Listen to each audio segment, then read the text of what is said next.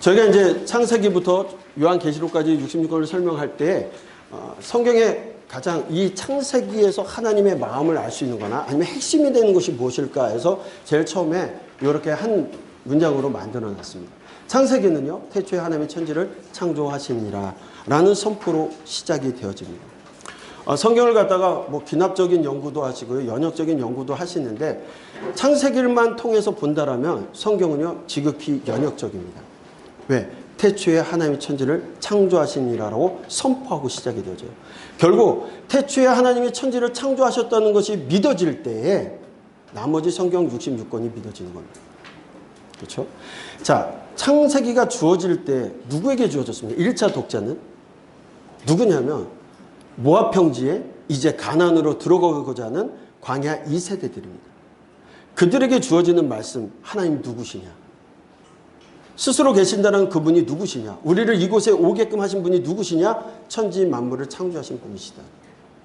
지극히 연역적으로 선포하고 들어갑니다. 이것이 믿어지지 않는다라면 그 하나님께서 이스라엘 백성을 사랑하시고 그 하나님께서 이스라엘 백성에게 언약을 주시고 그들과 동행하시고 그들에게 먹여주시고 그걸 어떻게 믿을 수 있겠어요? 또한 예수 그리스도께서 친히 이 땅에 오셔서 우리를 구원하신다는 사실 어떻게 믿어집니까? 다 허구고 소설이죠. 마지막 새하늘과 새 땅, 새 예루살렘을 준비하시고 마지막 우리와 함께 하시겠다라는 재림하실 예수 그리스도에 대한 이야기를 어떻게 믿습니까? 창세기 1장 1절이 믿어지지 않으면 그것은 다 허구입니다. 그렇기 때문에 창세기 1장 1절이 믿어지는 믿음의 신앙 서적이 창세기입니다. 창세기는 과학 도서가 아닙니다. 과학적인 요소도 있겠지만 이 지구가, 이 세상이 어떻게 창조되어졌는지를 증명하기 위한 도서가 아니라 광야에 있는 그들에게 하나님이 누구신지 가르쳐주는 신앙 서적입니다. 그렇기 때문에 믿음의 책이 창세기라는, 그렇게 접근해 들어가도록 하겠습니다. 히브리어로요, 베레시트 바라 엘로힘 에트 하사마임 위에트 하레트라고 되어져 있습니다. 히브리어로 베레시트라 처음에라고 되어져 있습니다. 특별히 히브리어 첫 단어를 따서 여기 창세기 같은 경우에는 베레시트 처음에 태초에라는 이름을 가지고 있습니다. 구약성경의 첫 번째 책이고요, 오경의 첫 번째 책이기도 합니다. 모든 것들의 기원에 대한 이야기를 합니다. 이 세상이 어떻게 시작됐는지, 죄가 어떻게 들어왔는지, 사람들의 언어가 어떻게 시작이 되었는지 기원에 대한 이야기들을 하고 있습니다. 기록자는 모세입니다. 모세라는 이름의 뜻은 물에서 건져냄을 받다. 이집트의 이름으로도 모세고 히브리어도 모세입니다. 그럼 물에서 건져냄을 받다라는 의미도 있지만 또 물에서 건져내다라는 의미도 같이 갖고 있는 이름입니다. 가족관계는 아버지 아브라함, 어머니 요셉의 형 아론, 누이 미리암이 있습니다. 너무나도 잘 아시는 얘기고요. 족보가 이렇게 되어져 있고요. 모세는 미리암, 아론, 모세 이렇게 되어져 있습니다. 배경은요, 창세기 배경은 애국과 메소포타미아라고 하는 그 지역의 가교 역할을 하던 가나안 지역이 배경으로 되어져 있습니다. 우리가 지도를 공부하시면서 여러분들 보셨을 거예요. 그래서 레반트 지역이라고 하는 그 중심 지역. 이제는 이스라엘 땅만을 레반트라고 범위를 주지만 당시에는 그 중동 지역 그 전체적으로 레반트라는 이름을 쓰기도 했다라는 것. 가나안 지역의 서쪽과 지중해, 동쪽은 아라비아 사막에 있는 그 지역에 되어져 있습니다. 그래서 기원전 3000년경부터 고대 이집트와 메소포타미아를 연결하는 교량적 역할을 하던 곳이라서 여러분들이 많이 보셨던 것처럼 비옥한 초승달이라고 해서 강을 중심으로 해서 또 바다를, 해안길을 중심으로 해서 무역로가 형성이 되어져 있고 그렇게 오고 갔던 많은 사람들이 다니던 그 중심에 있었던 땅이 레반트 지역이었습니다. 지정학적 위치가 이스라엘 주변국과 밀접한 관련을 갖게 되고 있는 상황 속에 주어지는 말씀입니다. 기록 연대는 저희가 1446년 출애굽부터 1406년 모압 평지에서 가나안으로 들어가기 직전 그 경에 기록되어진 것으로 보고 있습니다. 1446년은 애굽의 아멘호텝 2세 때 출애굽하여서 광야 때 쓰여진 것으로 보여지고 모세 선지자가 모세가 돌아가시기 전에 40년 후에 죽기 전에 모압 평지에서 편집이 완료된 것으로 저희는 그렇게 보고 있습니다. 기록 목적입니다. 특별히 기록 목적은 출애굽한 이스라엘 백성의 신앙 교제라고 말씀드렸어요. 창세기는 신앙 교제입니다. 1차적으로 그들에게 스스로 계신 분, 그분이 누구시냐? 천지 만물을 창조하신 분이라는 것을 얘기하고 있습니다. 출애굽기에 이따 살펴보겠지만 3장 14절에 모세가 얘기를 하죠. 하나님 누구시냐? 이스라엘 백성들이 물어보면 뭐라고 얘기하겠습니까? 했을 때 I am who I am. 그렇게 표현을 하죠. 스스로 계신 분이시다라고 얘기합니다. 근데 I am who I am은 사실은 스스로 계신 분이다라는 표현도 되지만 나는 나야. 그 표현이 더 맞죠. 또한 히브리 언어로 하면 아흐라는 발음을 하게 되는데 그 발음이요. 호흡이에요. 호흡. 그래서 어떤 학자들은 나는 호흡이다. 이렇게 표현도 합니다. 그러니까 너희들이 살아있는 존재는 내가 있기 때문이다. 이렇게 표현도 말씀을 합니다. 다 일리가 있기 때문에 말씀을 드리는데 그분이 누구시냐? 천지를 창조하신 분이다. 얘기하고 있습니다. 여호와 하나님을 소개하는 책입니다. 모든 것의 시작을 알리기 위한 기록책으로 재활, 구속, 언어, 기원 등 그리고 히브리 민족의 형성 과정을 설명하고 있습니다. 창세기 1장 독자는 출애굽 백성들이라고 했습니다. 창세기 스스로 계시는 여호와 하나님이 창조주라는 설명을 시작으로 해서 왜 약속의 땅이 아닌 애굽에서 그들이 살고 있었는지까지를 설명하는 것이 창세기 이야기입니다. 자, 전체 보기를 보게 된다면 여러분들 저희는 50장까지의 이야기에 다섯 사건, 다섯 사람을 중요하게 생각합니다. 따라해 보겠습니다. 다섯 사건, 다섯 사람. 여러 가지로 창세기를 보는 방법이 있는데요. 창세기를 볼 때 창세기의 주인공은 누구시냐면 하나님이세요. 그런데 우리가 자칫 잘못하면 다른 방법으로 보다 보면 아브라함이나 이삭이나 야곱이나 요셉을 주인공으로 설명해 가게 됩니다. 인본주의적으로 보게 되는데 그 가운데서도 그들을 사용하셨던 하나님에 대한 이야기입니다. 신앙서적과 같고 그들에게 하나님이 누구신지를 가르쳐주는 거라고 있습니다. 특별히 이 부분을 볼 때 25장, 50장까지 되어져 있는데 왜 50장이냐면 다섯 사건, 다섯 사람이기 때문에 50장입니다. 어이가 없죠? 네, 그러나 50장이고 기억이 날 겁니다. 이거는 의미를 두지 마세요. 이따가 출애굽기도 얘기하고 다 얘기할 때 아무 생각 없이 그냥 따라하시면 되는데 50장입니다. 다섯 사건, 다섯 사람 때문에 그렇습니다. 이 다섯 사건은요, 어디 가서 성경 공부를 하셔도 거의 비슷하게 나옵니다. 근데 다섯 사람은 저희 하마을에서만 얘기합니다. 왜냐하면 보통은 이제 족장사를 얘기할 때는 아브라함, 이삭, 야곱, 요셉까지만을 얘기합니다. 그런데 저희는 38장에 잠깐 소개되어지는 유다를 굉장히 중요하게 봅니다. 유대인이라는 표현을 쓰잖아요. 왜 유대라는 거였어요? 유다의 이름을 따라가거든요. 그 다음에 유다가 굉장히 중요한 인물이라는 걸 왜 그 유다가 중요하게 부각이 되는지를 좀 살펴보고 가고자 다섯 사람에 대한 이야기를 하게 될 겁니다. 이것을 좀 다르게 보자 아브람과 또 다른 사람들과 연결시켜서 8명의 이야기를 하는 경우도 있고요. 예, 관련 업체에 대한 이야기도 다 해드리는데 뭐 저희는 어쨌든 다섯 사람을 중요하게 얘기를 합니다. 특별히 50장 가운데 뚝 잘라 25장에서 아브람이 죽습니다. 또 죽음을 얘기하는 경우에도 있어요. 35장에서 이삭이 죽습니다. 그리고 36장에 에서의 족보가 나오고 49장에 야곱이 죽고 50장에 누가 죽습니까? 요셉이 죽습니다. 성경은요, 이따가도 얘기하겠지만 분명히 정령 먹으면 죽으리라. 선악의 과실을, 선악을 알게 하는 나무의 열매를 먹으면 정령 죽으리라고 하셨던 말씀이 바로 이루어졌던 것을 보여주고 있어요. 계속 죽음에 대한 얘기를 합니다. 마치 나무 이쁘다고 꽃을 꺾어오면 물에 담가놓으면 바로 죽진 않죠. 그러나 꺾어진 건 죽는 거와 마찬가지로 하나님께서 죽는다고 하셨던 건 바로 죽었으면 더 선명하게 보일 텐데 죽음에 대한 이야기를 죽음에 어떻게 들어왔는지에 대한 이야기를 하게 될 겁니다. 그래서 여러분들 이렇게 보시는 방법이 있고요. 요즘 이제 학자들이 많이 보는 것들이 톨레두트라고 해서 창세기 구조를 보는 방법이 있는데 이 톨레두트라는 말이요. 우리말로 하면 대략 무슨 계보 아니면 사적, 후예 이런 말로 쓰게 되는데 10번에 대한 계보에 대한 이야기가 나옵니다. 첫 번째는 이제 창조 이야기를 빼고 나면 나머지 10개는 다 사람들에 관련되어진 계보 이야기가 되어집니다.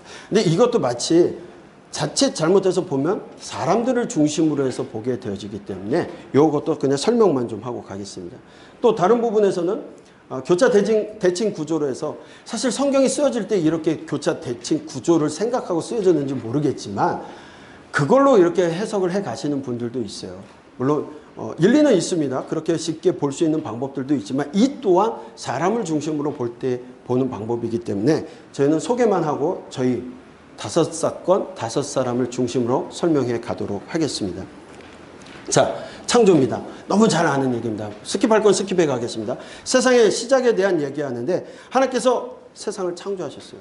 그런데 많은 사람들이 이 창조를 믿음으로 믿는 사람이 있고요. 믿지 않는 사람들이 있습니다. 신앙인 가운데도 믿지 않는, 아유, 내가 못 봤는데 어떻게 믿어?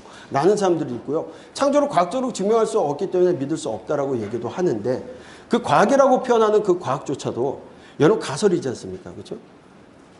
은하계가 생성되는 거 보신 분 계세요? 그런 분이 계시다라면 분명히 노벨 무슨 상을 받았겠죠. 그러나 없어요. 증명도 되지 않습니다. 가설을 가지고 그렇게 됐을 것이라고 하는 거고요. 저는 그런 가설을 믿을 만한 큰 믿음이 없어서 태초에 하나님께서 천지를 창조하셨다는 걸 믿는 거예요. 정말 작은 믿음입니다. 그런데 똑같은 공부를 하고도 그 믿음을 달리하는 사람들이 있어요. 과학이라는 같은 이름을 가지고도 같은 공부를 하신 분들 가운데도 하나님께서 천지를 창조하셨다는 걸 믿는 분들이 계시고요. 안 믿는 것들이 있어요. 결국은 믿음의 문제예요. 믿음의 문제. 세상을 창조하셨습니다. 하나님께서 창조하시는 과정을 보시면 여러분 잘 아시는 것부터 6일까지 창조하셨다고 하는데 7일까지 창조하시고 7일째 안식하셨다라고 성경은 기록되어져 있습니다. 어쨌든 우리가 6일이라고 했을 때 처음에 3일 동안에는 빛, 궁, 땅이요. 그렇죠? 큰 틀을 만드시고 그 다음에 네 번째, 다섯째, 여섯 번째 날에는 그 큰 틀 안에 들어가 있을 것들을 빛궁, 땅, 빛궁, 땅 이렇게 창조가 되었다라고 얘기합니다. 근데 우리가 하나 더 기억해야 될 것은 이 창조 이야기 가운데 하나님께서는 철저하게 인간을 위한 창조를 하셨다는 거예요. 그렇죠?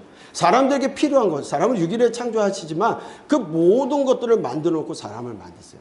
만약에 물고기를 위한 세상이었거나 원숭이를 위한 세상이었다면 지금과 같은 세상을 만들 필요가 없겠죠. 지극히 인간을 중심으로 해서 사람을 사랑하시는 마음으로 창조가 되었다는 것 기억하시면 좋을 것 같습니다. 그리고 7일째 안식합니다. 하나님께서 일하시고 너무 힘드셔가지고 쉬셨죠? 아닙니다. 그렇죠? 이 안식하다라는 이름이 휴식하다, 끝내다, 정지하다라는 의미도 갖고 있지만 하나님의 창조 사역이 완전하였기 때문에 하나님께서 그 완전을 이야기하고 계십니다. 그리고 그 완전은 사람들에게 복을 주시게 합니다. 네. 그래서 안식한다는 의미도 한번 다시 한번 생각해 보시면 좋을 것 같습니다. 그리고 인간을 창조하신 후에 하나님께서 그들과 함께 하시기 위해서 에덴의 동산을 창설하시죠. 그리고 그곳에 아담과 하와를 함께 거하게 되십니다. 에덴이라는 곳이 지금 우리가 성경에 나와 있기는 요 근처일 것이다. 근데 정확하게 알 수는 없습니다. 그렇죠? 그리고 에덴 동산에 하나님께서 에덴 동산을 창설하셨던 이유는 사람과 함께 하시기 위한 거예요. 인간을 위한 세상을 창조하시고 그리고 하나님께서 인간과 함께 하시고픈 마음으로 창설된 곳이 에덴 동산입니다. 그런데 이곳에서요. 사람들이 범죄하게 되죠. 특별히 창세기 1장과 2장에는 두 개의 창조 설화가 나눈 것처럼 되어 있지만 그렇지는 않습니다. 1장에는 하나님의 이름을 엘로힘으로 해가지고 신 중에 가장 강한 신, 고유 명사를 사용했고요. 2장에서의 여호와 하나님에 대한 이야기는 개인적으로 만나는 하나님에 대한 이야기들을 그렇게 표현하고 있습니다. 이건 너무 잘 아시는 거니까요. 선악과는 없죠. 여러분들 가끔 우리 그 강사들이 갖고 오면 애플 뭐 있죠. 그게 선악과 그건 아니죠. 네. 그 선악과가 애플은 아니지 않습니까? 알 수 없죠. 선악을 알게 하는 나무의 열매를 먹지 말라고 말씀하세요. 근데 많은 사람들이 이걸 가지고 공격을 합니다. 못 믿겠다는 사람들이 늘 하는 말이 그거예요. 거의 비슷합니다. 질문들이. 아니 왜 하나님께서 죄짓게끔 인간에게 그런 것들을 시험하시고자 만드니? 아니죠. 하나님께서 인간을 위한 세상을 만드시고 창조주 하나님이 누구신지를 기억하는 단 한 가지 제약 조건을 주신 것이 모든 것을 다 먹고 다스리는데 선악을 알게 하는 나무의 열매만 하나님께서 인정하라는 거예요. 그건 뭐겠어요? 하나님 주권자이심을 인정하는 건데 그거 하나조차도 인정하지 못하는 게 인간의 모습입니다. 네. 여자를 창조하시는 것은 여자를 돕는 배필, 에제를 하라고 창조하셨는데 이 돕는 배필이라는 표현이요. 여자를 창조한 건 뭐 차 심부름하고 그러라고 창조하신 것이 아니라 하나님께서 에제를 하는 표현을 쓸 때의 단어는요. 군사적으로 이스라엘을 도울 때 쓰는 단어에 많이 사용이 됩니다. 그러니까 여자분들이 원더우먼과 같이 남자 동등하게 하라는 거죠. 창조하실 때 하나님께서 여자분들을 머리뼈로 창조하지 아니하시고 갈빗대로 하셨어요. 발뼈로 창조하지 않으셨어요. 동등한 존재로 창조하셨다는 거죠. 남녀차별 없습니다. 성경에는 남녀차별하지 않습니다. 당시의 문화가 가부장적으로 남자를 우선시하고 그들을 중심으로 설명을 했기 때문에 그렇지 하나님께서 남녀차별하시지는 않는다라는 이 시대의 배경을 좀 기억하시면 좋을 것 같고요. 창세기 1장 2장의 주제는 하나님께서는 한 분이시다라는 거예요. 하나님은 다 지금 모압 평지에 와 있는 사람들 그동안 애굽에서 나오기 전까지 그 사람들은 어떤 환경 속에 있었냐면 많은 신들 가운데 살았던 사람들입니다. 출애굽에서 그 많은 신들을 심판하시지 않습니까? 그 사람들에게 하나님 한 분이시다라는 걸 보여주고 있는 것이 창세기 이야기입니다.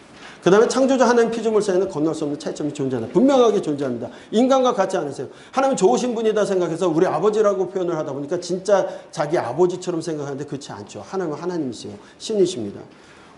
우주 만물을 창조하신 분이세요. 그런데 정말 두부만도 못한 이 뇌를 가지고 하나님이 살아계시다 안 계시다 이렇게 판단하고 있다는 거죠. 여러분 제가 늘 얘기할 때 지난번에도 강의할 때 얘기했는데 사람이 발견한 행성 우주에 있는 그 은하계에 있는 행성 중에 가장 큰 행성은요 비행기를 타고 한 바퀴를 도는데 1100년 걸린대요. 그런 은하계가 모이고 얼마만큼 있는지 알 수 없지만 수없이 많은 것들이 모여서 우주가 되고 그 우주를 창조하신 분이 하나님이세요. 그런데 그 하나님을 지극히 작은 먼지만도 못한 티끌만도 못한 우리들이 판단하고 있다는 거예요. 하나님 계시다 안 계시다 살아계시다 안 계시다. 하나님 입장에서 참으로 하나님이 좋으신 분이니까 우리가 살아있는 거죠. 그렇죠? 하나님께서 거룩하신 분이다. 하나님과 인간은 같은 존재가 아니에요. 하나님을 만나기 위해서는 하나님이 거룩하신 분이기 때문에 거룩한 존재가 돼야 돼요. 그 과정이 레위기에서 설명이 되어질 겁니다. 하나님의 주권과 위험이 나타나는 이야기들이 되어져 있습니다. 자, 창조되어지고 타락을 합니다. 타락의 얘기 너무나 잘 아는 얘기인데 뱀이 유혹을 하는데요. 뱀이 와가지고 협박하지 않습니다. 선악의 과일을 먹게 할 때 뭐라고 얘기합니까? 너가 이거 먹으면 결코 죽지 아니하리라. 말씀을 조금 바꿨어요. 정령 죽으리라 했는데 결코 죽지 않을 거야. 그리고 그걸 먹는 날에는 신과 같아져서 선악을 구별해서 신과 같아진다니까 하와가 딱 보니까 그때까지 동산 중앙에 있는 나무를 늘 봤어도 그런 생각을 안 했을 텐데 뱀이 와서 유혹했을 때 딱 보니까 보암직도 하고 먹음직도 하고 탐스럽기도 했어요. 그러고 나서 먹게 됩니다. 자, 죄가 뭐냐? 뱀은 유혹하고 아무것도 하지 않습니다. 의도하거든요. 뱀이 의도한 건 뭐냐면 하나님에 대해서 하나님의 말씀에 대해서 신뢰하지 못하게 만든 거예요. 의심하게 만든 거예요. 그 의심이 확대되어서 결국 하와는 하나님을 신뢰할 수 없는 분으로 생각하고 뭘 먹게 되죠? 선악을 알게 하는 나무의 열매를 먹게 됩니다. 자, 아담은 어땠습니까? 하나님께서 함께한 그 에제라라고 주신 그 여인이 갖고 온 그걸 보면서 선악의 나무 열매를 보면서 똑같이 사단아 물러가라. 하나님 먹으면 죽은 이런 말이 없어요. 그리고 똑같은 과정과 함께 먹고 범죄하게 됩니다. 결국 죄는 무엇이냐? 하나님을 신뢰하지 못하게 되는 거. 거기서부터 시작이 되어진다는 거 기억하셨으면 좋겠습니다. 가인과 아벨의 제사는요. 여러분들 앞에도 설명을 한번 해드렸을 텐데 가인이 제사를 지내고 아벨이 제사를 지내는데 하나님께서 그 제사를 가인과 가인의 제물은 받지 아니하고 아벨과 아벨의 제물은 받아주셨다고 얘기되어 있어요. 많은 분들이 이것을 갖다가 피해 제사를 드렸기 때문에 아벨의 제사는 받고 가인의 제사는 곡식 제사였기 때문에 받지 않았다. 이렇게 말씀하시는데 그렇지 않습니다. 왜냐하면 분명한 제사법에는 소제도 있습니다. 곡식을 드리는 방법도 있어요. 그런데 아벨과 그의 제물을 받으셨으나 가인과 그의 제물을 받지 않으셨다는 건 그와 그의 제물을 받지 않았다는 거예요. 그리고 히브리서에서도 가인과 아벨의 제사를 믿음으로 드리고 안 드린 거에 대한 표현을 합니다. 그렇다면 아벨이 드린 제물은 뭔가 특별하다는 거죠. 동물 제사였기 때문이 아니라 그는 양의 첫 새끼를 드렸고 가인은 곡식단 중에 갖다가 드렸다는 거예요. 양의 첫 새끼라는 걸 어떻게 알 수 있을까요? 수많은 양들 중에 늘 구별했다라는 거죠. 그렇기 때문에 구별되었던 그것을 믿음이라고 보는 겁니다. 그래서 하나님께서는 그렇게 받아주셨다. 여러분 그리고 가인이 만약에 하나님께서 받아주시지 않았다면 그 제사가 뭔가 잘못됐다면 다음번에 잘 들으면 되는 거고 아벨이 어떻게 해서 잘 받아들였는지 그래야 될 문제지 그것 때문에 마음이 상해서 아벨을 죽여야 될 문제는 아닐 겁니다. 그런데 여기서는 가인과 아벨의 이야기로 표현이 되어져 있지만 사실은 하나님과 가인의 모습으로 드러나요. 하나님 죄짓는 가인을 끝까지 그를 옷을 입히고 또 한 민족을 이뤄가게끔 만들어주시니, 그리고 가인은 그것을 깨닫지 못하고 있는 그런 모습으로 우리는 보게 되긴. 네. 사회입니다. 특별히 이 사회는 가인의 계보와 아담의 계보를 보여주고 있는데요. 아담이 아벨이 죽고 나서 이제 셋을 낳게 되어지고, 셋을 낳은 후에 에노스를 부르게 되는데, 비로소 에노스 때에 여호와의 이름을 불렀다라고 되어져 있어요. 그렇죠? 그러니까 믿음의 사람들, 여호와를 따르는 사람들의 계보와 그렇지 않은 가인의 계보가 구분되어져 나누게 되어집니다. 그래서 여러분 보는 것처럼 아벨의 자손 중에 가인의 자손과 셋의 자손으로 나눠지게 되는데, 특별히 보게 되면 이 모든 계보가 누구가 누구를 낳고 죽었다, 계속 죽음에 대한 얘기를 해요. 제 삭은 사망인 것을 분명히 보여줍니다. 선악과를 따먹은, 선악의 나무의 열매를 과실을 먹은 그 날로부터 사람에게 죽음이 들어오게 되어졌죠. 그리고 그것이 성경 계보를 통해서도 사람은 죽게 되었다는 걸 보여주고 있습니다. 그런데 가인의 계보를 보게 되면요, 이 라멕이라는 사람이 아주 교만한 사람이에요. 그런데 그의 자손들을 보게 되니까 아다, 실라, 아마 이렇게 낳게 되는데, 야발과 유발과 두발간이라고 해서요, 굉장히 사회적으로 유명한 사람들이 나타나게 돼요. 특별히 세세후 계보에는 다른 얘기가 없어요. 하나님 태어나서 언제 낳고 몇 세에 결혼하고 자녀를 몇 명을 낳고 몇 세에 죽었다라고 표현이 되어져 있습니다. 어떻게 보면 인생이요, 정말 재미없는 인생 같지만 이 셋의 후손들이 결국 하나님을 부른 사람들, 하나님의 믿음의 사람들의 계보를 얘기하고 있는 거고요.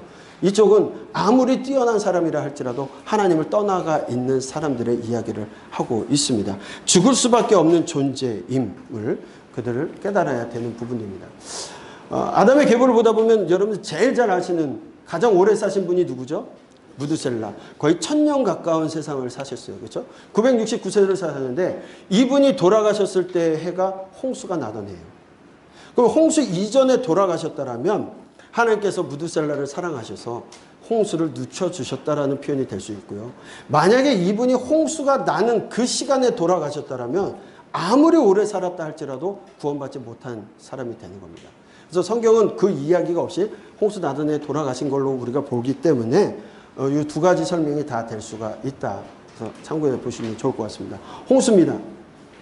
사람들의 죄악이 만연해지면서 하나님께서 홍수 심판을 준비하시게 되어지는데, 그 시기에 어떤 일들이 되냐면 하나님의 사람들이, 하나님의 아들들이 사람들의 딸과 결혼하여서 네피림이라는 사람, 가끔 저같이 키 큰 사람을 갖다가 네피림이라고 얘기하는데 절대 아닙니다. 이 얘기를 보시고 나면 키 크다고 네피림이라고 하시면 안 돼요. 왜냐? 하나님의 아들들은 아담의 계보로 하나님의 믿음의 가정을 이루어가야 될 사람들이, 사람의 딸들, 가인의 사람들 딸들이 이뻤어요. 이쁘다는 이유만으로 믿음 없는 그 여인들을 만나서 낳은 자식이 뭐냐? 네피림이에요. 네피림은요, 폭군이라는 의미가 있습니다. 키가 큰 것만을 얘기하는 게 아니라 폭력적이고 싸움하는 사람들. 결국 하나님을 떠나서 하나님의 믿음을 지켜야 될 사람들이 세상 이쁜 것을 바라보고 세상 사람과 함께 될 때 폭군이 되고 하나님의 뜻에 반역하는 사람들이 되었다라는 이야기입니다. 그것이 가장 성경적으로 설명할 수 있는 방법이죠. 네피림에 대해서 설명하라 할 수가 없죠. 네. 그리고 사람들의 제약이 임함으로써 홍수날까지 약 120년 동안 여유를 주시게 됩니다. 이것이 이제 인생의 사람의 나이가 120년 한정이 되었다라고 보시면 안 되고, 홍수가 날 때까지가 120년. 왜냐면 그 다음에 아브라함 나이가 몇 살까지 사셨어요? 170년을 사시잖아요. 120년을 넘어서 사신 분들이 있습니다. 그래서 그렇게 기억을 하시면 좋을 것 같고요. 홍수 심판에서 하나님의 마음을 볼 수 있는 것이 무엇이냐면, 하나님께서 분명히 홍수가 날 거라고 해가지고 많은 노아의 가족들만이 그 일들을 해갑니다. 거의 홍수 나기까지 한 80년의 노아의 방주를 만들었던 것으로 보여지는데, 사람들이요, 그 당시까지 비 오고 홍수 나는 걸 보지는 않았어요. 배를 만들고 있는 그 인생들 보면 얼마나 한심할까요? 그리고 나서 암수 한 장씩 다 해서 들어가고 나서 문이 닫혔습니다. 그게 바로 비가 내렸으면 좋은데 비가 안 와요.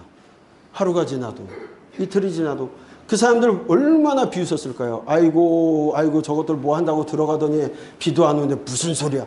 6일째까지 그랬습니다. 그리고 나서 7일째 비가 내리기 시작해요. 그런데 그 7일까지도요, 하나님께서는 아마도 그들이 돌아오기를 바라셨던 거예요. 바로 홍수 내려도 되는데, 홍수 나서 그들이 죽어도 누구 인생 하나 잘못됐다고 할 수 있는 사람들이 아님에도 불구하고 하나님께서 기다리세요. 그리고 나서 홍수가 납니다. 홍수 심판에 대한 인거는 쭉 이렇게 기록이 되어져 있습니다. 그래서 40일간 계속되었고 150일째 끝나고 총 방주에서 보낸 시간이 377일 정도 되어서 나와서 이제 하나님께서 다시금 노아의 자녀들에게 생육하고 번성하여 땅에 충만할 수 있는 복들을 주시게 되어집니다. 자, 그리고 나서 이제 민족들. 창세기 3장부터 11장까지 내용을 보면 인간의 범죄, 하나님의 징벌, 하나님의 은혜가 계속해서 반복적으로 나오는데요.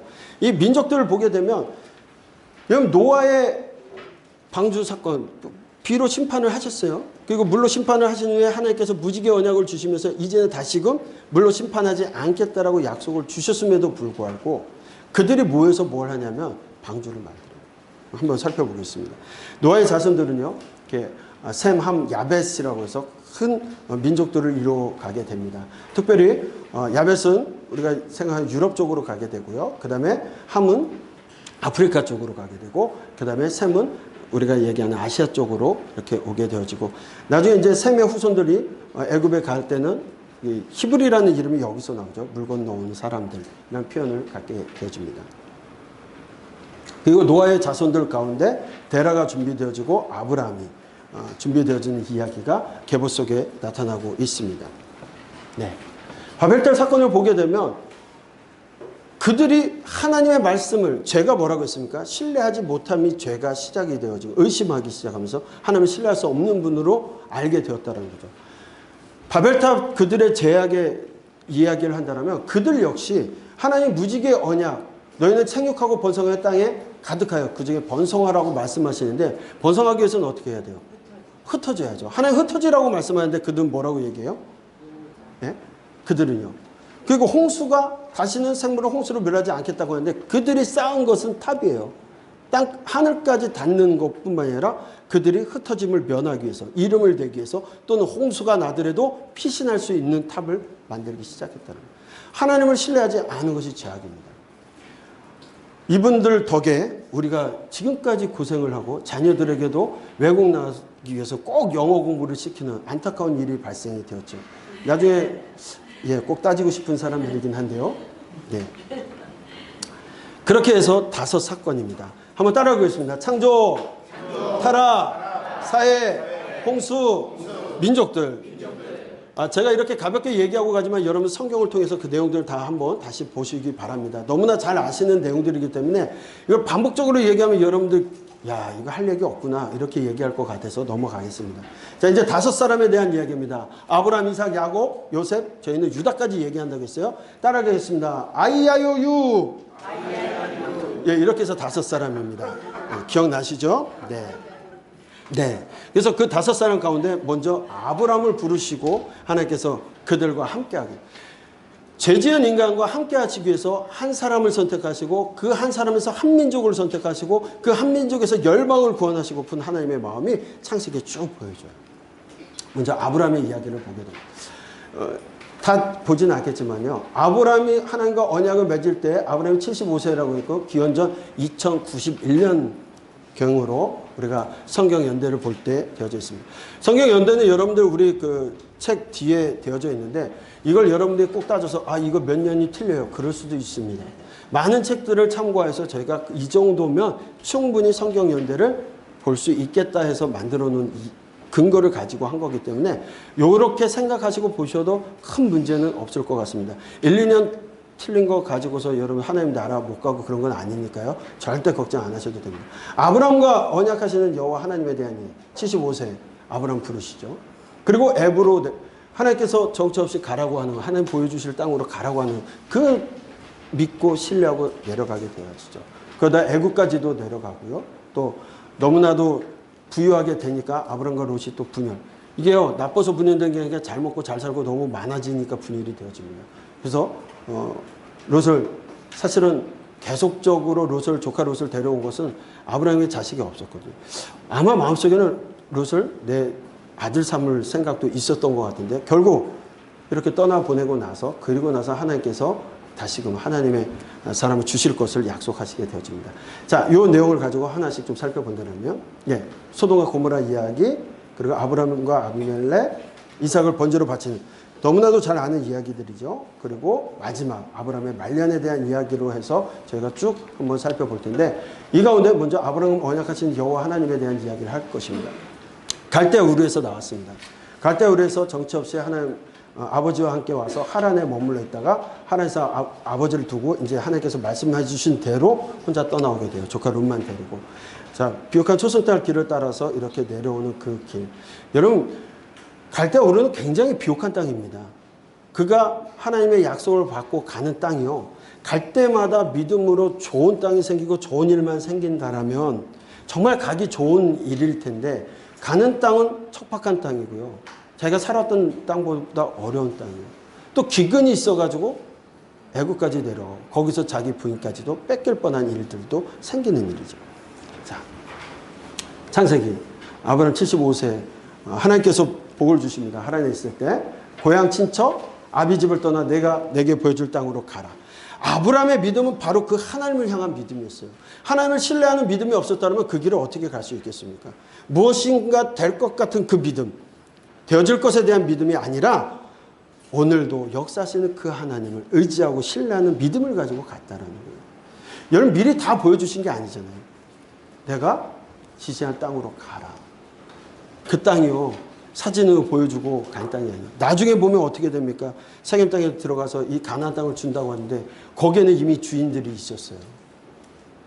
그들을 몰아내야 되는 상황. 근데 그렇지도 않잖아요. 나중에 보면, 말년에 보면 그가 가졌던 건 막벨라 굴 하나, 하늘의 별과 같이 바다의 모래같이 자손을 준다고 했는데 기껏 해봐야 8째 아니야. 그게 그가 본 마지막 모습이에요. 그럼에도 불구하고 하나님께서 신실하게 그와 약속을 이루어 갔어요. 그걸 우리가 출애굽기 때 볼 수가 있습니다. 네. 아브라함과 언약을 맺으시는 여호와 하나님께서요, 보니까 당시에 고대사에서 언약을 체결할 때 사용하는 방법을 통해서 언약을 맺습니다. 당시에는 어떻게 되냐면요, 짐승을 잡아놓고 둘로 갈아놓고 언약 체결하는 사람들이 서로 지나가요. 체결을 하는 겁니다. 만약에 언약이 깨지면 너 이 짐승처럼 갈라 죽는다. 그 약속이에요. 그런데 하나님께서 아브라함에게 약속을 하시는데 누구만 지나가세요? 하나님만 지나가세요. 아브라함은 지나가지 않습니다. 신실하신 하나님께서는 그 약속을 이루어 가세요. 아브라함의 인생이 끝났을지라도 하나님 그 후손들에게 그 약속을 이루어 가십니다. 네. 아브라함을 무엇을 믿었을까? 창세기 보니까요, 15장 6절에 아브라함이 여호와를 믿으니 여호와께서 이를 그의 의로 여기셨다. 칭의라고 하는데, 그가 믿었던 하나님에 대한 것은 무엇일까? 믿음이 뭡니까? 믿음. 우리가 믿습니다, 아멘 하는 것이 믿음일까? 예. 그것도 믿음이 한 방법이겠지만, 아브라함이 여호와를 믿었다라고 할 때 그 믿음은 아브라함이, 우리 다른 말로 하면 신뢰하다, 확신한다, 의지한다라는 표현을 같이 쓸 수 있을 것입니다. 하나님을 신뢰했어요. 하나님. 그리고 하나님의 말씀을 확신했다는 거죠. 그리고 그 말씀을 의지했다는 거예요. 하나님을 의지한 겁니다. 그 믿음이 그를 의롭게 여겼다라고 볼 수가 있을 겁니다. 중요한 의미를 가지고 있는 사건입니다. 네. 그리고 소돔과 고모라 사건 가운데 여러분들이 아브라함이 하나님 앞에 기도한 걸 가지고 이제 우리가 중보 기도라는 표현을 많이 씁니다. 중재 기도, 중재자 아브라함이라고 하는데, 여러분 한번 생각해 보세요. 하나님께서 아브라함에게 약속하시죠. 하나님, 거기에 의인이, 소돔과 고모라에 의인 50이 있다라면 어떻게 하시겠습니까? 심판하지 않을게. 그때는 다시 생각을 해보는 거예요. 50명에서 하나를 적으면 어떡하지? 45명. 그래? 심판하지 않을게. 40명.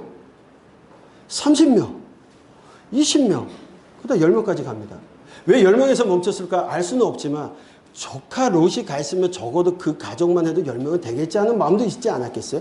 그런데 만약 이렇게 해서 중재했다라고 한다면 생각해 보세요. 하나님, 이거에 대한 하나님에 대한 크나큰 신학적인 오류가 생깁니다.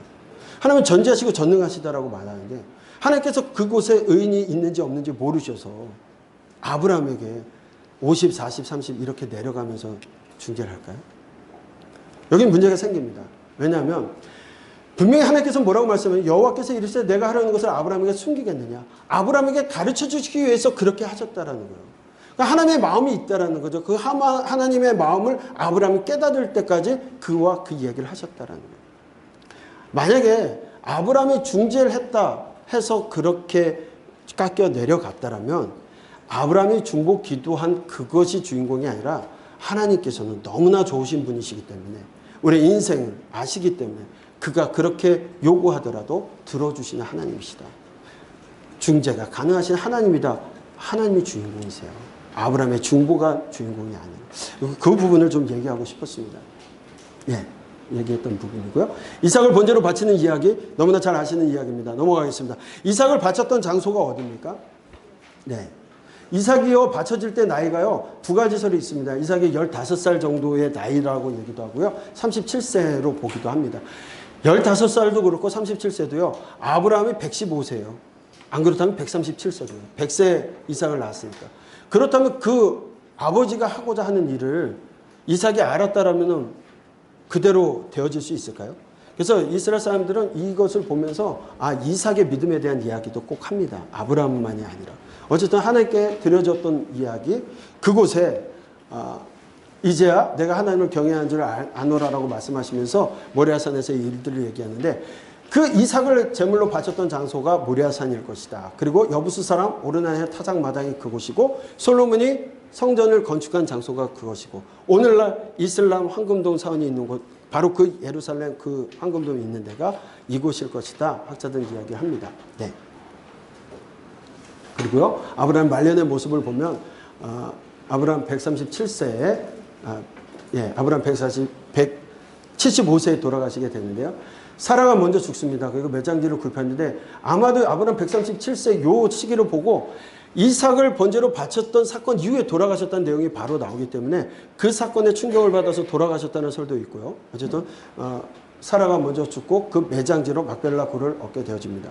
이삭의 아내를 얻는 이야기가 되어지고요. 네. 아까 잠깐 말씀드린 것처럼 아브라함 말년에 이삭 75세, 야곱 15세에 하나님께서 아브라함을 데려가시는데 아브라함의 말년의 모습을 보면 하나님께서 약속하신 그 큰 민족을 이루는 그 모습이 아닌 어떤 모습이었어요?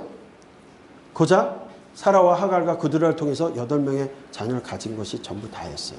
그리고 소유한 땅은 가나안 땅, 하나님께서 약속하셨던 모든 땅을 얻은 것이 아니라 막벨라 굴 하나 소유한 것으로 인생이 끝납니다. 하지만 하나님께서 그 모든 일들을 후손을 통해서 이루어 가신다라는 것. 신실하신 하나님, 약속하실 때 언약을 체결하실 때 아브라함은 건너지 않지만 하나님께서는 건너시고 하나님께서는 그 일을 신실하게 이루어 가셨다라는 거예요. 자, 그렇다면 이제 두 번째 이삭을 보겠습니다. 이삭은 어떤 사람입니까? 이삭은 아브라함과 너무나 판박이 인생을 살아요. 비슷한 인생을 사는데 우리 이삭 하면 딱 하나밖에 기억 안 합니다. 뭐죠? 100배의 복을 받은 사람. 그렇죠? 정말 100배의 복을 받은 사람입니까? 우리는 단순히 100배의 복을 받았고 우물만 팠다 하면은 그것에서 물이 나오는. 야, 수맥을 알았을까요? 어떻게 우물만 파면 그렇게 나옵니까? 그러나 그가 온유하여 100배의 복을 받았다라고만 말하는데 사실 그의 인생을 한번 보십시오. 137세에 눈이 어두워집니다. 그 일로 인해서 이것이 야곱인지 에서인지도 구분 못하고 축복함으로써 성경에는 사실 장자권에 관심이 없습니다. 특별하게. 그런데 장자권이라고 하는 그 일로 인하여 불화가 생기고 가정에서 자녀들이 다 떠나게 돼요. 그때가 137세입니다. 이삭이 언제 죽습니까? 180세에 죽어요. 43년을요. 눈먼 장님과 같이 눈이 어두워진 상태로 살았고요. 또한 떠나간 자식을 죽을 때까지 보지 못합니다. 또한 아내가 리브가가 언제 죽었는지 알 수 없지만 죽는 순간까지 두 아들을 보지 못하는 인생. 근데 이삭을 우리는 다 복받은 인생이라고 하는데 성경은요 복받은 인생 이 족장들이 복받았다 그거 말씀하려고 하는 게 아니에요. 아브라함, 이삭, 야곱, 요셉 다 누굴 봐도요 정말 힘든 인생입니다. 그리고 우리가 생각하기에 아브라함 믿음의 아버지라고 하는데 정말 처음 모습은 믿음의 아버지 같지 않은데 그러한 인생일지라도 하나님이 선택하셔서 그들을 사용하시고 그들과 함께 하고자 했던 하나님의 마음이 그들에게 있었다라는 거죠. 주인공은 아브라함, 이삭, 야곱, 요셉처럼 보이지만 하나님께서 주인공이시다라는 것 다시 한번 말씀을 드립니다. 이런 가정의 불화가 장자권, 복 차지하려고 이루어집니다. 그런데 그 복 차지하려고 이루어졌던 일들이 정말 복이었냐? 그렇지도 않아요. 장자권대로 받았던 복대로 살았느냐? 야곱의 인생이 그랬습니까? 아니에요. 험난한 인생. 본인이 험난한 인생을 살았다는데 우리는 왜 자꾸 복 받는 것처럼 얘기를 합니까? 장자권의 문제가 없습니다. 그들이 그 당시에 장자권, 2배의 몫을 받게 되는 거기에 중심을 갖고 있을지 모르지만 성경은 장자권에 대한 이야기를 하고 있는 것은 아닙니다. 자, 그 가운데 에서와 야곱이 출생하게 되고요. 장자의 명물판에서 이 또한 40세 이전으로 보는 것과 1991년경으로 보게 되는데, 이 1991년경으로 보게 되면 그 나이가 66년 이렇게 볼 때 장자의 명분을 받고 그가 도망갈 때의 나이가 야곱이 몇 살인지 아세요? 77세예요. 젊은 청년이 가는 게 아니에요. 77세의 나이에 삼촌 집으로 라반의 집으로 도망가는 일들이 있게 되어집니다. 자, 그리고 야곱은요, 그가 에서는 익숙한 사냥꾼이었고 야곱은 어떤 사람이었냐면 조용한 사람이요, 장막에 거주한 사람이라고 얘기합니다. 그래서 마치 많은 사람들이 야곱은 그냥 호리호리하고 엄마 품에 있는 마마보이 같이 생각하는데 절대 그렇지 않습니다. 야곱이 조용한 사람의 표현은요, 에서와 같이 이렇게 사냥을 즐겨하고 폭력적이지 않았다라는 표현이에요. 왜냐하면 야곱이 가서 광야에서 했던 일들을 보면요, 이거 정말 마마보이가 할 수 없는 일들을 하게 됩니다. 보시게 되면 장막에 거하였다는 말은요, 가축을 치는 목자를 의미하기도 합니다만 장막 안에서 부모에게 말씀을 배우는 모습을 장막 안에 거주했다 이렇게 얘기도 합니다. 야곱이 이삭을 속이고 길을 가다가 여러분들 돌베개에 베고 잔 곳이 어디예요? 숙소가 아니라 노숙을 합니다. 그곳에 들짐승, 산짐승들이 나오는데 그곳에서 노숙을 할 수 있다, 혼자서. 또 타 지역에 가서 남의 우물을 뚜껑을 열고서 물을 먹여요. 당시에 우물은요, 그 지역의 생명수와 같고 공동체만이 거주할 수 있어요. 그런데 타지에서 온 사람이 우물을 건드면 반드시 죽는 겁니다. 그런데 그런 사람이 조용하고 유숙하고 마마보이다, 그렇지는 않을 거예요. 단순히 히브리 말 탐이라는 말을 할 때 완벽한 온화한 순결하는 의미를 갖고 에서처럼 공격적이지 않았다는 거예요. 에서는 왜냐하면 사냥을 즐겼는데 사냥은요, 먹고 살기 위한 사냥이 아니었어요.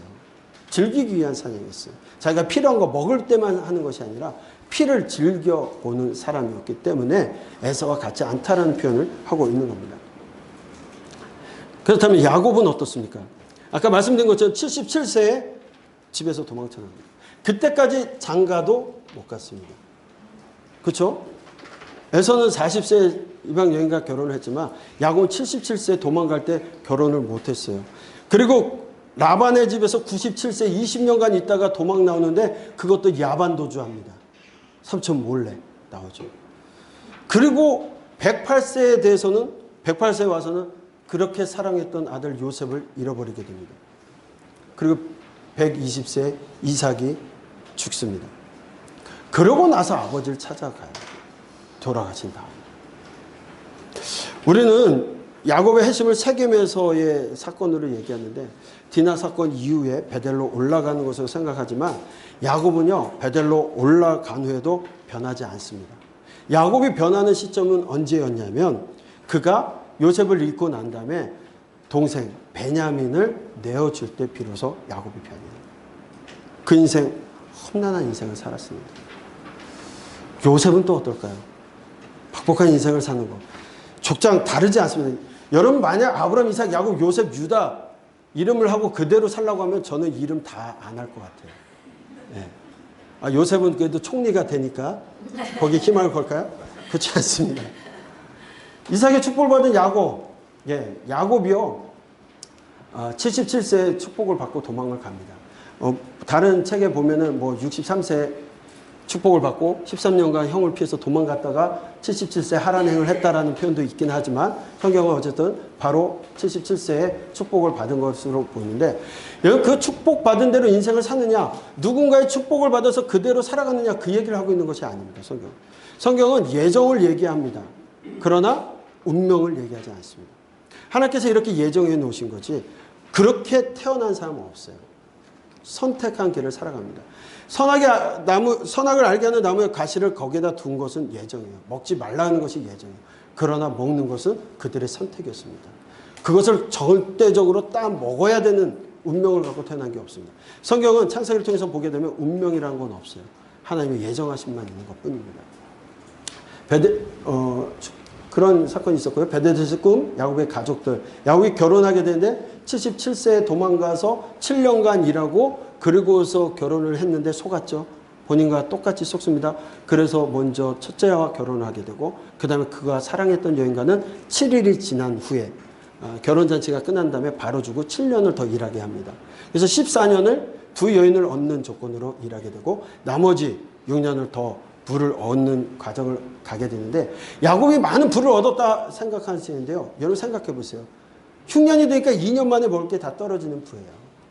부엌이 영화를 얻었다 하더라도 그것을 여러분들 복된 인생이다 그렇게 얘기할 수 없을 것 같아요. 네. 이삭의 축복과 야곱의 일생 가운데 성경은 장자권 권한 또는 족장의 축복권이 실제하는 것에 대해서는 관심이 없습니다. 족장이 축복해졌기 때문에 그 인생을 사느냐 그것이 아니라 복을 빌어준 사람대로 사는 것이 아닙니다. 결정되지 그 사람이 복을 빌어줬기 때문에 그렇게 살아간다고 결정되지 운명대로 살아간다고 하지 않습니다. 그들이 어떠한 선택을 했고 행한 대로 복을 받기도 하고 율법의 말씀대로 행한 대로 복이나 저주가 있다라는 거예요. 야곱의 일생은 이삭의 축복과는 전혀 상관없는 인생을 살았다는 거 미리 말씀드렸습니다. 축복대로 되었다라면 그냥 잘 살아갔어야 되는데 생각해 보세요. 복을 받은 짓고 도망가서 20년을 고생합니다. 그러고서 끝나는 것이 아니라 사랑하던 딸 디나가 세겜에서 못쓸 짓을 또 당하게 되고 그곳에서 또 어떤 일들이 되는가? 죽임을 세겜 사람들 다 징벌하는 그런 일들도 있게 되죠. 그 다음에 사랑했던 요셉, 너무나도 그렇게 애지중지했던 그 요셉, 사랑하는 여인으로부터 나왔던 그 요셉도 죽은 줄 알고 잃어버리게 되고 평생 가슴앓이 하는 사건이 있게 됩니다. 가나안에 왔을 때는요. 가뭄이 오자 2년 만에 먹을 것이 다 떨어집니다. 그런데 야곱의 인생이 복되다고 하는 것은 다른 것이 아니라 그가 잘못되었을 때 하나님을 찾았다라는 거예요. 중요한 순간마다 하나님께 돌이키고자 노력했다라는 거예요. 하나님께서 야곱은 사랑하시고 에서는 미워하셨다. 여기 에서가 야곱같이 살았으면 하나님이 에서를 미워하셨을까요? 운명이 아닙니다. 에서는 그 어디서도 회개했다는 얘기가 없어요. 성경 어디서. 에서는 에서와 같은 선택의 인생을 살았던 것이고 야곱은 비록 완전한 삶은 아닐지라도 하나님께 돌아올 줄 아는 인생을 살았다라는 거예요. 하나님은 그런 부족한 인생이지만 하나님을 붙들려고 하는 인생을 통해서 일하셨다라는 것. 그것을 보여주고 있습니다. 에서를 미워하고 야곱을 사랑하시는 이유는 분명히 그들이 선택한 겁니다. 그들의 선택이었어요. 누구에게 복을 받았느냐 중요한 것이 아니라 하나님께서 기뻐하시는 삶을 살았느냐가 중요하다. 저희가 성도님들께서 가끔 그럴 때가 있어요.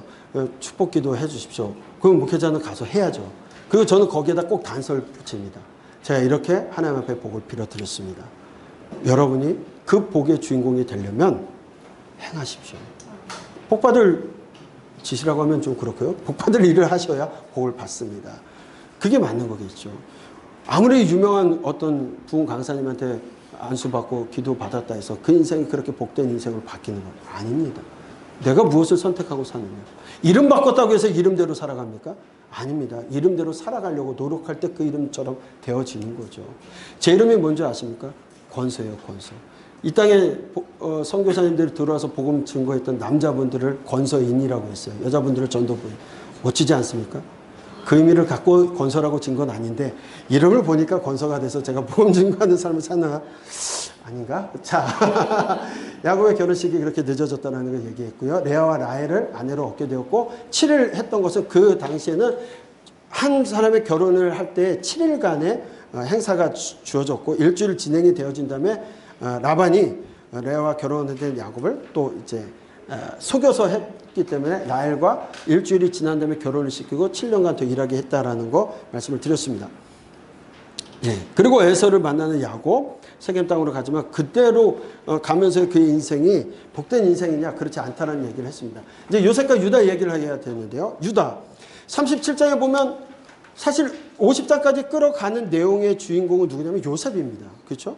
그런데 38장에 유다 이야기가 등장하는데 사실 유다 이야기는요.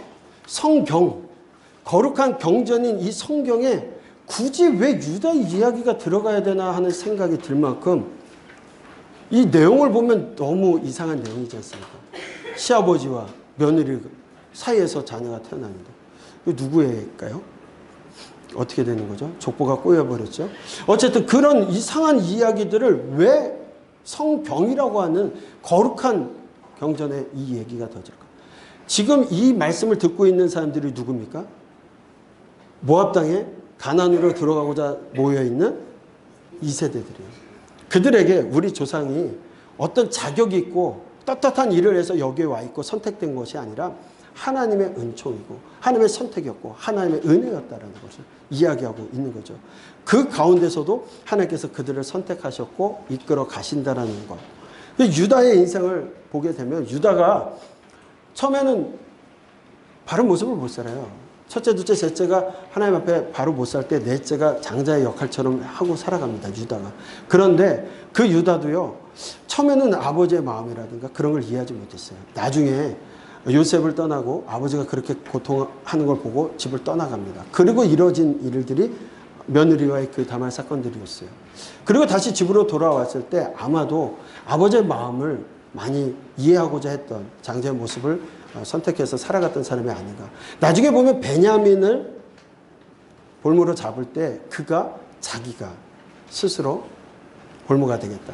거기가 구속이라는 표현이에요. 유다를 통해서 예수 그리스도를 예표한다고 하기 때문에 유다가 굉장히 중요한 인물이 되어집니다. 그래서 그 이야기들을 창세기에서 어느 정도 다루고 나가고 있지 않나 그렇게 생각이 되어집니다. 사실 유다 또한 요셉을 팔아넘기는데 앞장을 섰던 사람이었고 아버지 가슴을 아프게 했던 사람들이었고요. 나중에 이제 두 아들을 잃고 자신의 욕심으로 말미암아 며느리와 이상한 일들도 벌어지고 그렇게 되어진 험한 인생을 산 것 또한 누구예요? 유다도 그런 인생을 살아요. 그러니까 여기 나오는 5사람은 다 인생이 그렇게 축복된 인생들은 아니었다라는 거. 우리가 생각하는 축복과는 다른 인생. 자, 그런데 유다와 다말의 이야기가 갖는 이야기를 우리가 좀 생각해 봐야 될 필요가 있습니다. 그 가운데 다른 것보다는 여러분들 팁을 참조해서 보시면 좋을 것 같고요. 기업 무는 법을 중심으로 해서 이 공동체가 서로가 서로를 책임져주고 공동체라는 것, 그것을 이루기 위해서 기업 무는 방법으로서 유다 이야기가 설명되지 않으면 이 이야기는 굉장히 난해한 이야기가 되어질 겁니다. 그래서 유다와 다말이 갖는 이야기를 그렇게 좀 보시고 기업 물고자 하는 이것을 하나님께서 이야기하고자 그 부분이 들어가 있다라고 좀 보시면 좋을 것 같고요. 네. 나중에 이제 여러분들 유다가 중요하게 되어진 것이 아니 유다만 그러면은 베냐민을 위해서 그렇게 얘기했냐 아니라고 얘기할 수 있어요. 그렇죠? 첫째 아들이었던 루벤도 그 얘기를 합니다. 그렇죠? 아버지 만약에 처음에는 이게 장자 역할을 제대로 못했어요. 아버지한테 죄를 짓고 나서 그러다 보니까 베냐민을 데리고 볼모로 잡혀있는 시몬을 데리고 오기 위해서 베냐민을 데리고 가야 될 때 아버지를 설득하는데 아버지가 설득이 안 돼요. 그때 그가 얘기합니다. 뭐라고 얘기하냐면 내 두 아들 못 데리고 오면 내 두 아들을 죽이라고 해요. 그 마음으로 설득을 하지만 설득을 실패합니다. 똑같이 그런 마음은 있었어요. 대속하고자. 그런데 조금 차이가 있습니다. 왜냐하면 여러분 루벤은 자기 생명을 건 게 아니에요. 그렇죠? 아들의 생명을 걸었고요. 그냥 웃자고 한 얘기인데 제가 보다 보니까 그런 느낌도 있었어요, 분명히. 자, 자기들 루벤도 똑같은 그런 모습이 있었지만 사실 아버지의 그 가슴 아파하는 모습을 보고 내가 데리고 오겠습니다라고 얘기를 했지만 이게 어느 정도까지의 진심인지는 확실치가 않았어요. 그래서 결국 야곱을 설득했던 말, 장자로서의 실제 태어난 장자로서의 아버지의 위치에는 잊지 못했다라는 것. 그러나 이제 나중에 유다는 어땠습니까? 그 모든 불행한 일을 겪고 가족의 사랑을 깨닫고 아버지와 형제를 사랑하는 마음을 갖게 되어서 네 번째이지만 장자와 같은 역할을 하게 되었다. 아버지 앞에. 그렇게 되어졌습니다. 그리고 베냐민을 보내지 않는 아버지를 설득하고 데리고 내려갔다가 결국은 요셉의 마음을 감동케 시킨 사람이 누구예요? 유다예요. 유다 얘기하는 걸 듣고서 요셉이 자기가 동생임을 얘기하게 되고 그리고서 하나님의 일들을 이끌어 가죠. 그때 유다가 베냐민을 대속해서 자신이 종이 되어지고 자기가 볼모가 되겠다고 하는 것을 보면서 대속의 모습을 대칭해서 보여주고 있습니다. 자, 그래서 여러분들 잘 아시는 것처럼 야곱의 임종시 때 유대의 자손은 이스라엘의 왕이 된다는 축복을 받습니다. 왕이 계속해서 유다 자손을 통해서 오게 되어지는 이야기를 받게 되어지고요. 유다의 선택이요. 원래 유다의 인생이 그것이 아니라 유다가 그렇게 선택했을 때 하나님께서 그의 삶을 복으로 이끌어 가시고 아버지가 또 그에게 그렇게 축복해줬다고 해서 그 축복대로 사는 게 아니거든요. 나중에 보면 신므온과 레위는 거의 저주예요. 이게 축복이 아니라 저주스러운 기도를 받습니다. 그러나 신므온은 그 저주와 같은 인생을 살았고요. 레위는요. 인생이 바뀌었어요. 출애굽 가정 속에서 레위는 하나님을 섬기는 레위 지파가 되어집니다. 같은 축복을 받았지만 그들이 무엇을 선택했느냐에 따라서 인생이 바뀌었다라는 거. 운명이란 건 없습니다. 예정하심만 있을 뿐입니다. 네, 그 이야기를 하게 되고요. 네. 요셉입니다. 요셉은요, 잘 아시는 내용들이에요. 이것도 다 설명하고 할 수 없지만 요셉이라는 이 이름을 가지고 이름을 많이 하시긴 하는데요. 이거 한번 보세요. 요셉이요, 꿈꾸는 자였어요. 근데 꿈을 본인이 원해서 꿨나요? 하나님 주신 꿈이요. 우리 교회 학교에 꼭 가면 애들한테 뭐라고 하면 꿈을 꾸줍시다. 요셉과 같이 꿈꿉시다. 그건 말이 안 맞아요. 하나님께서 주신 거죠. 근데 요셉은 그 꿈을 잘 간직했죠? 아닙니다. 간직을 못해서 형들 앞에서 자랑하다가 결국은 미움받게 되죠. 물론 입이 방정이었어요. 하나님께서 주신 꿈인데, 그렇죠? 물론 그것도 믿고 끝까지 자기 믿음을 지켜갑니다. 요셉은. 애굽으로 팔려갈 때 그가 색동옷을 입었다는 것이 아버지가 어려서부터 요셉을 편애했어요. 요셉에게 그 옷을 입힌 거냐, 당시의 문화에는 장자들에게 주는 옷이에요. 이미 형들이 다 있는데, 첫째, 둘째, 서열이 있는데 요셉에게 장자권의 옷을 주고 아버지의 심부름을 시키는 그런 인생. 형들한테 미움을 받을 수밖에 없는 상황인데 거기에다 또 꿈꿨다고 형들이 이 얘기를 하니 마음이 어떻겠어요? 기분 나빴겠죠. 그래도 그렇다 하더라도 여러분 생각해 보세요. 이 인생이 얼마나 박복한 인생을 살았어요.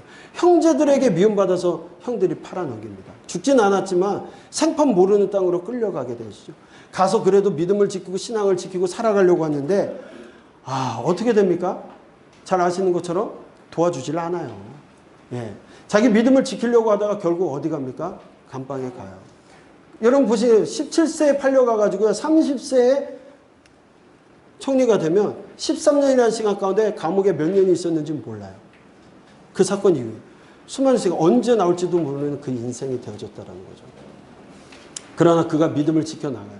여러분 당시에 만약에 보디발의 아내를 겁탈했다고 하면 보디발은 분명히 요셉을 죽였어야 돼요. 그렇죠? 근데 요셉을 죽이지 않고 오히려 감옥에 가대요. 이는 부인을 믿지 못했거나 요셉을 신뢰했다는 얘기죠. 그렇죠? 이 또한 우연인 것 같지만 우연이 반복되어지면 그것은 하나님의 철저한 필연이죠. 성경은 계속적으로 우연히 일어나는 일들을 같이 보여주지만 하나님의 계획 가운데 그들을 사용하고 계시다라는 거 기억하셨으면 좋겠습니다. 요셉이 총리만 되니까 30세 총리가 되니까 무조건 요셉과 같이 되어져요. 아니요. 절대 그렇게는 안 될 것 같아요. 그렇죠? 그리고 나중에 형들을 만나게 되는 이야기, 그 이야기는 좀 여러분이 너무나 잘 아시는 이야기고 결국 하나님께서 이스라엘 백성들을 애굽으로 보내시고 그곳에서 민족을 만들어갈 계획 가운데 요셉을 통해서 야곱의 가족 70명이 그곳에 고센 땅에 정착하게 되는 이야기가 창세기에 기록되어지고 있습니다. 예, 축복 기도했던 대로 살지 않았다는 걸 얘기를 드렸고요. TV를 참조해서 보시면 좋을 것 같습니다. 요셉의 생애도 참으로 어려운 인생을 살았고요. 나중에 이제 죽은 후에 그 유고를 가지고 여호수아 때 도하게 되는 이야기들 여러분들 기억하시면 좋을 것 같습니다. 예. 야곱의 죽음과 이후에 대한 이야기를 하게 되는데 그것도 참 야곱 아버지가 죽고 나니까 요셉 마음은 형제들을 다 용서했는데 형제들은 두려운 거예요. 아버지가 없으니까 얘가 나한테 잘못한 거. 그러니까 사람은요 죄 짓고 못 살아요. 그렇죠? 빨리 회개하고 돌이켜야 되는데 요셉은 그 마음을 갖지 않고 하나님께서 미리 우리 가족을 구원하기 위해서 그렇게 이끌어 가셨다라는 것. 그런 믿음이 있었기 때문에 요셉이 또 쓰임 받는 것 같아요. 네. 그런데도 불구하고 요셉의 후손으로 예수님이 오신 것이 아니라 유다의 후손으로 예수님이 오셨다는 건 중요한 사건이라는 거 기억하셨으면 좋겠습니다. 창세기 이렇게 해서 보시면 좋을 것 같고요. 결국 예언대로 말씀하신 대로 요셉이 죽고 나서 유고를 가지고 출애굽 때 가지고 나오고 그렇게 설명하고 있고 그 다음에 여호수아 때 장사 지내게 되어지는 이야기까지 그가 예언했던 대로 되어졌다. 창세기는요 죽음에 대한 얘기를 하고 있습니다. 그래서 결국 창세기의 이야기가 죄가 어떻게 들어왔고 하나님 누구신지 히브리 민족이 어떻게 시작되었고 어떻게 이곳에 와 있는지에 대한 이야기를 하고자 하는 겁니다. 창세기를 정리하겠습니다. 창세기는 이스라엘 백성들이 처음에 대한 이야기를 합니다. 특별히 그들을 이끄시는 하나님이 어떤 분이신가에 대한 질문에 답을 하고 있는 이야기입니다. 천지 만물을 창조하신 하나님에 대한 그 창조하시고 주관하신 분이 하나님이심을 이야기하고 있습니다. 그리고 한 가족을 통해서 민족을 이루어 가시고 그 민족을 통해서 하나님께서 어떻게 그들을 이끌어 가시는지 예배 백성 만드는지 제사장 나라 만드는지에 대한 이야기가 준비되어지고 있는 것이 창세기의 이야기입니다. 우리의 초점이 인간이 아닌 사람들이 아닌 하나님의 초점에 맞춰지기를 소망을 합니다.